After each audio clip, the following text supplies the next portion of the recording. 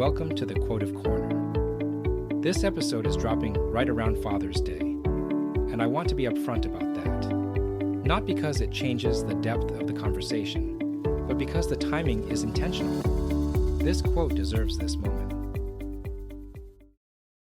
Not every successful man is a good father, but every good father is a successful man. That's widely attributed to Robert Duvall, one of the most respected actors in American film history. 7 Academy Award nominations, 1 Oscar, and a career spanning 6 decades that includes The Godfather, Apocalypse Now, Tender Mercies, and Lonesome Dove. A man who has spent his career inhabiting complex, deeply human characters, including, more than once, the complicated figure of a father. The specific source of this quote hasn't been pinned to a single verified interview or text, but it travels under his name consistently and fits his documented sensibility entirely.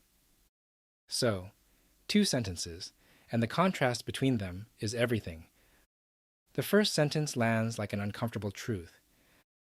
Not every successful man is a good father. No qualifications, no softening. Just a plain acknowledgement of something most people know but don't often say out loud.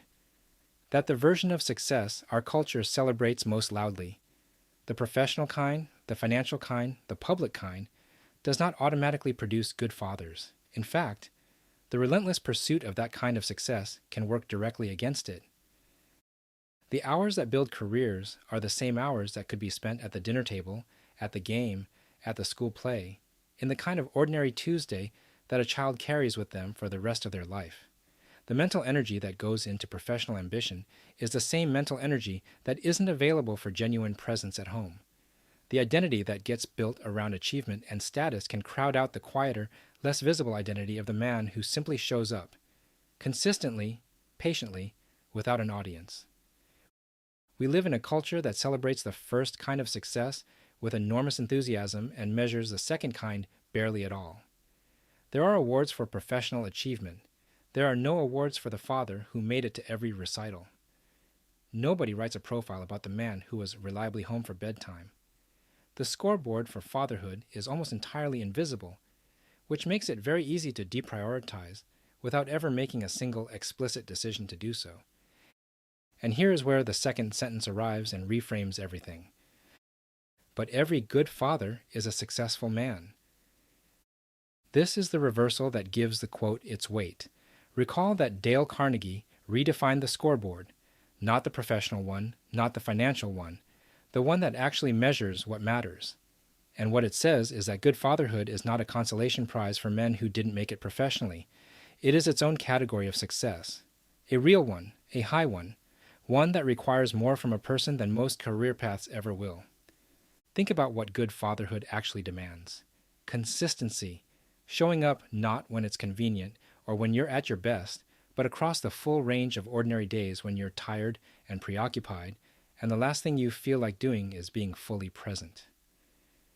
Patience of a specific kind. The kind that doesn't produce immediate results, that operates on a timeline measured in years rather than quarters, and that requires you to keep investing without feedback or confirmation that it's working. Selflessness that is structural, not occasional. The daily, unremarkable choice to orient your attention towards someone else's development rather than your own advancement. In a prior episode, recall that Rick Warren told us that true humility is not thinking less of yourself. It's thinking of yourself less. Good fatherhood is one of the most sustained exercises in exactly that reorientation that adult life offers. Not the performance of sacrifice, but the genuine, daily practice of it. And in another episode, James Baldwin showed us that children never fail to imitate their elders, that what a father does is being absorbed constantly, regardless of whether he's conscious of it, which means the good father is always building something, even when it looks like nothing.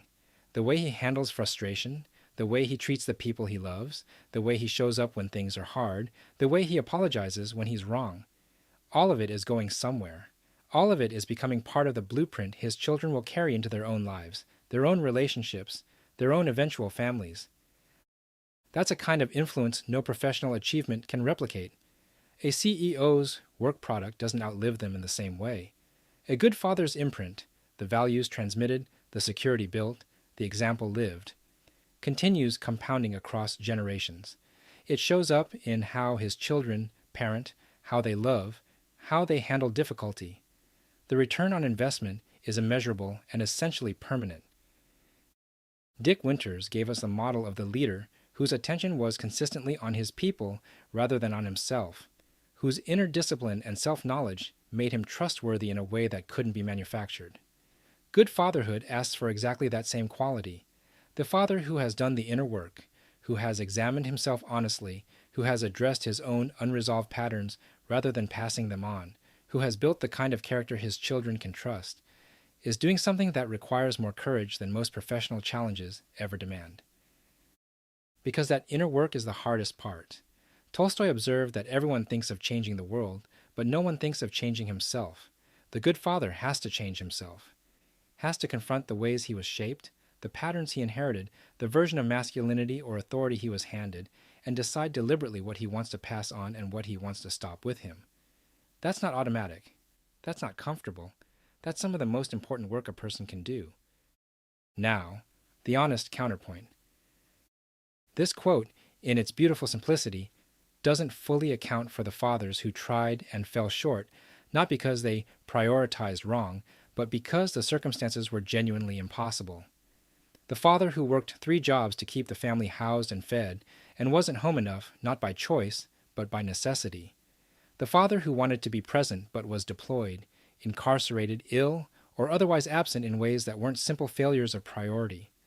Good fatherhood is shaped by circumstances as well as character, and the quote's clean formulation can land harder than intended on men who were doing their best in conditions that didn't cooperate. What Duvall's quote is pointing at is intention and orientation. The father who, given real choices, consistently chose his children. That's the success it's describing, not perfection, not the absence of failure, the consistent, genuine choice to show up. To every father listening, good ones, trying ones, the ones who got it right more than they got it wrong, the ones who are still figuring it out. This episode is for you. The scoreboard the world uses to measure success is missing your most important work, but your kids know, and decades from now, so will theirs. Happy Father's Day, and remember, wisdom isn't in the quote, it's in the reflection.